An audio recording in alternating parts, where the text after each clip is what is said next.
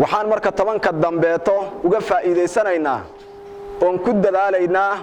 ashyaa insha Allah ta'ala aan qaybo kamid aha aan wax yar isaga faahfaahin doono waxyaabaha tobanka dambe aan ku dadaalayno waxa kowka ah ayaa kowka ah nabigu kaleey salaatu wasalaam sawa Abu Dhar la hadlahaya hadith ibn Hibban oo saxiixiisa ku soo saaray yaa wuxuu nabigu kaleey salaatu wasalaam as-salaatu khayru mawduu'in bur nabigu kaleey salaatu wasalaam salaadu wax la soo dajiyay kan ugu khayr badan weeyo nabigu kaleey salaatu wasalaam wax la isu soo dajiyay oo in lagu cibaadeysto loogu talagalay wax ugu khayr badan weeyo nabigu kaleey salaatu wasalaam waa bacda al-iimaan hadiya wal islaam lan kuwa aanta cibaada ma ansaxde as-salaatu khayru mawduu' istakthir aw aqilla buri marka ama isku badi ama isku yareeb nabigu kaleey salaatu wasalaam lidalika culimadu waxay yiraahdaan salaada lama xadidahayo inta doontaad salaada wadi kartaa ana kuwa gaargaarka oo la xadiday mooyaan soo sunna mudlaqa xataa ma jirin awqaadii yarayd oo salaada gaarka loo reebay oo makruuha aydo kolkay qoraxdu soo baxaysi iyo salaada subax markii la tukada gadaasheed iyo sunnaha mudlaqa awqaadii gaargaarka aydo la iska reebahay mooyeen oo safiinahaba shanta ahaydoo lagu soo dadkii uu fiqi waxuun ka arkay uuba xataa safiinaha matnigiisa lagu baraarujin jiray mooyeen waxa xilli kasta laylan wa naharan inaad salaada badsato waa wax madluub ah istakthir aw aqilla ama badso ama yaraysa way laakiin wax la isu soo dajiyay wixii ugu khayr badnaa way salaada saadarteed nabigu kaleey salaatu wasalaam salaada si gaar ah ayuu inoogu dhiirageliyay si gaar ah nabigu kaleey salaatu wasalaam inoogu booriyay guud ahaan ramadaanka wuxuuna yiri man qaama ramadaana bisha ramadaan ninkii istaaga oo u istaaga salaada iimaanan rumaysnaan u rumaysan yahay thawaabka ka xasilahaya inay tahay wax Ilaahay loogu dhawaanayo rumaysnaan u rumaysan yahay iyo waqtisaaban ajir gurubsi Ilaahay inuu ugu dhawaado inuu ku ajir gurubsado inuu thawaab jaziila Ilaahay ka siiyo ninkii uu kacaalay laakiin hadda dana kale u kacdo istutusaadu kacdo ujeedooyin kala aad leedahay isma maqashiin ay hawshaadu tahay ma yahaba manfuuran way amalka waxa kama jira waa daal oo deeg way rubba qaa'imin laysa min qiyaamihi illa saharti nabigu laha way kaleey salaatu wasalaam alla mid taagan badan abu nabigu kaleey salaatu wasalaam oo salaatu leelkii u taagan oo laysa min qiyaamihi qiyaamkiisa uu sanuga ahaan illa sahar soo jeed mooy wax kale wax uu ka helay oo soo jeed iyo noog iyo daal ka ahayn uusan jirin badan abu marka inuu qofku iimaanan waqtisaaban ula yimaado inuu ula yimaado qofku si bi khushuu'in wa huduur qalbina hayla hadaadan khushuucsanayn haduusan qalbigaagu cibaadada xaadir ku ahayn iyadana wax ajri wax thawaabood ka helaysa ma jiraan khushuucda ayaa la iska thawaabiyaa kolka salaadaada ay dhaxdhacdo kolkii amalkaaga ay dhaxdhacdo waxa la iska thawaabinayaa waa khushuucda waana ruuxul cibaada khaasatan ruuxus salaah way khushuuc حضور القلب وروح الصلاه وي صلاه النفتيدي وي هذيك كلا صلاه قلفوف iyo meed baqti ah oo kale tay noqonaysa bila faa'iido way sooma qoladii nafta laga saaro laga siibo wax qudmuuna u rahayo la isdhaafiyo yaad noqonaysaa wax faa'iido ku fadhiya ma noqonaysid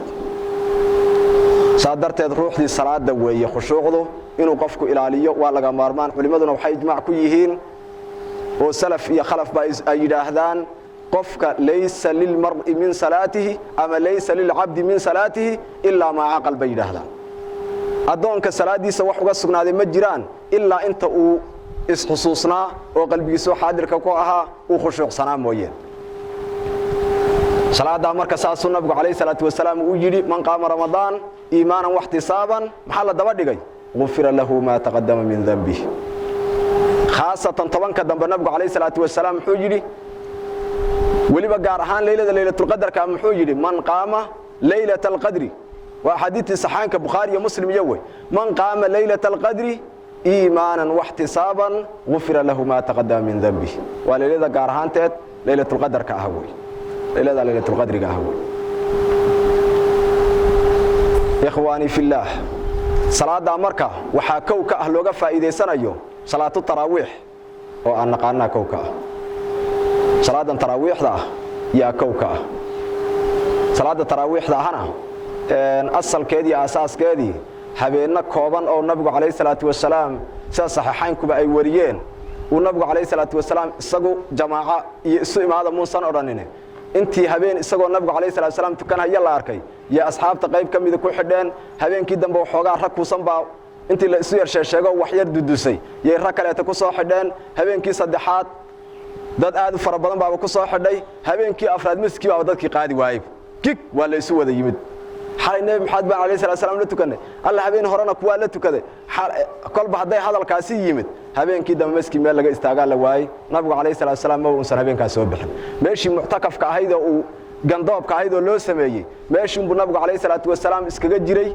ilaa waagu uu uga bariyo macna wax salaada muusan soo bixin nabigu calayhi salaatu wasalaam salaad ba muusan habeenkii soo bixin salaatul layl dhanba waa dhaaf habeenka nabigu calayhi salaatu wasalaam waliba asxaabtu wax badan bay isku dadayayeen qayb qufaca iyo qayb waxoogaa meelaha wax shaqax ka siiyo macna inay hurdo la tagtay moodayaan nabi maxamed calayhi salaatu wasalaam de ruux jifa la soo toosiyay ma ruux soo jeeda la toosiyaa hadaad soo jeedo lagu ma toosin karo kas isaga joogto nina kuma toosin kara aska duuduuban tahay si kasta hadii lagu dhadhawaaqo si kasta hadii lagu dharbaxo waad soo jeedaa maxaa laga toos adaa ka soo dhaga tabin haye qoladaad adu ka soo duuduubayso cidna kuma kareysa mana soo baxays waa ki ina cali qablah ninkii deeqsiga ahaa macnaha Soomaalida dhaxdeeda deeqda aad caanka ugu ahaa yaa waxa la yiri wuxuu macnaha dadka bukhalada ah iyo xoogaa balqaabkay u dhaqmaan buu yiri waan tijaabin hayaa maalin baa marka wuxuu intuu sameeyay kolkii wax uun show marti iyo wax soo socotayba gurigu galay arbu isduuduubay ana ilaan martidu way shanqadhi oo wareerka yaa jooga iyo bakhaylku si aan san kugu fadhiisan martidani uu isdhaga tabinaya uu isnaba haya ilaa martidani meel u dhaafta ama xaafadaha kale u dhaafta meel u dhaafta uu barin haya shibbu ahaanaya oo mashanqadhayo wax jiifu iska dhigahaya mana jiif abaar markuu duuduubna yugu iska tuuraali alla bakhayl naf adagaabu haduu sidoo uu cabursan yahay u kadeedan yahay alla bakhayl naf adagaabu marka ruux haduu siisaba ka soo dhabarin hayo oo kas isu gaabin hayo cidna ma toosin karto maxaa yeelay hadaad si kasta u dhawaaqdo hadaad qayliso kasbuba u jiifaaba oo isu dhabarin haya marka saa darteed nabigu calayhi salaatu wasalaam salaadii subax wuxuu yiri waan u jeeday waxa waxaad sameeynayeen xuuxaxdiin iyo shaqagaxdiin iyo shanqadhiina waan u jeeday nabigu calayhi salaatu wasalaam waa maqlahay waxaad sameeynayeen xalay laakiin waxaan ka cabsaday nabigu calayhi salaatu wasalaam in la idinku farad yeelo salaada saasan ka yaabay nabigu calayhi salaatu wasalaam nabiguna muxuu ahaa raxiim buu ahaa acmaasha wuxuu uga tagi jiray in la inuu farad yeelo cabsi uu ka cabsanayo darteed buu nabigu calayhi salaatu wasalaam amalka saalix iyo marka qaarkood uga tagi jiray baqdin uu inaga inoo baqayo darteed ilaa hadii la inagu farad yeelo sida in badan oo kamid hadda soo taraawixda ma hal tagayn soo dad badan oo kamid taraawixda kama tagaan haday farad ahaan lay dad badan baa saa uga tagi lahaa dambi baana ka xasili lahaa hadda haday sunna kolkay noo tahay intii ka faa'iideysanaysa ajir baa uga xasireysa intii ka tagtana dambi ma haleelahayo marka si dambiga looga badbaado yu nabigu calayhi salaatu wasalaam yuuba uga dhaafayba salaadii taraawixdaad inuu sii wado xadiidkaas asal u ah bay yiraahdeen culimadu kolkay ka hadlayaan laakiin waxa isku dubadhacan taraawixda aan tukanay ay isku dubadhacday oo isku dubariday sayyiduna Umar ibn al-Khattab radiyallahu anhu fi khilafatihi Umar ibn al-Khattab sayyid Umar yaa xilligii khilaafadiisu isku dubariday wuxuuna kolku isku dubaridahayay waxoogaa intuu habeen masjidka u yimid oo arkay dadkii oo mid iyo kooxi iyo u tukan haya yaa wuxuu yiri waxaan ra'yeenayaa in dadkan la isku toosiyo hal imaam la isugu geeyo Ubay ibn Ka'b aqra'u hadhihi al-ummah buu yiri oo imaam noqdo dadkii Ubay ibn Ka'b sidii yu dadku uga imaam dhigay kadib baa sidii lagu tukan jiray waliba sidan oo kale taag habeenka fiidkiisa hore yaa loo tukan jiray laakiin wuxuu yiri Sayyid Umar in gelinka dambe la tukadaan ka jeclaan lahaa wallati yanamuna minha ahabbu ilayya in macna intii la seexdo tiraabti la tukado yaan ka jeclahay saasan ka jeclaan lahaa Sayyid Umar markuu ka hadlayo salaada marka taraawixda aha culimadu cadadkeeda wax aad u fara badan baa la sheegaa cadadiyo kala duwan taraawixda markii laga hadlayo 13 oo macal witrkii alla sheegaa 20 oo macnaha witrku la jira 23 صدن iyo macnaha 9 ila 46 oo waliba witrka xataa uusan ku jirin macnaha wax aad u fara badan yaa la sheegaa waxayna culimadu yiraahdeen kulli waa iska wada jaa'iz way waxa moogtahay shayga mawduuciisa iyo meeshiisa hadii la gafsiiyo ifsaadiya ayaa ka dhash waa cibaado sunna ah ilaahay aad ugu dhawaanayso ama isku yara ama isku badiye kulli waxay yiraahdeen waa ku wada rumoobaysa kullina waa la wada iman karaa laakiin waxa salafan wa khalafan mashhuurka ah oo a'immatul madahib al-arba'a culimaduna ay ijmaaca ku soo guuriyaan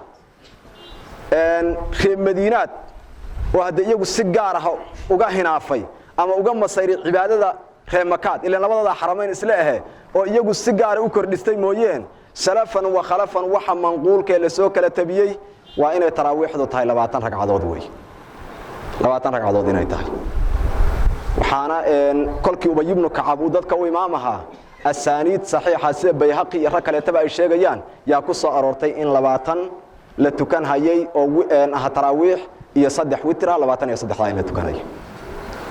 xadiid kala duwan bay ku soo arooriyaan oo macnaha Ubay ibn Ka'ab xilligiisa ka hadlaysa marfuucaad aan ahayn oo xilliga kolkii la isku dibariday ka hadlaysa waxa kale tahade oo meesha ku jirta ma ra'ahu almuslimuuna hasanan fa huwa 'inda Allahi hasan